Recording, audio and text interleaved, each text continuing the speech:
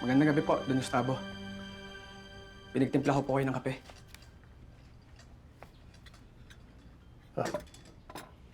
Salamat. Nagabala ka pa. Minsan po kasi nakikita ko po kayo nagkakape ng ganitong oras eh. Sige po, mauna na po ako. Maupo kayo. Maupo ka.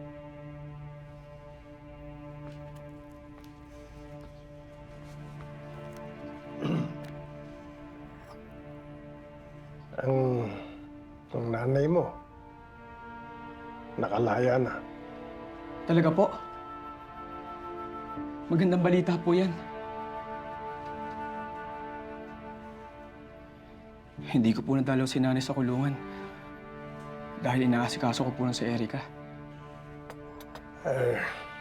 Kung gusto mong dalawin, pwede kitang ipahatid sa inyo. Hindi na po. Baka mag-alala lang po si nanay pag nakita po yung sugat ko eh. Ang mahalaga naman po, nakalaya na po siya. Sige po, maiwan ko na po kayo. Salamat ulit sa kape.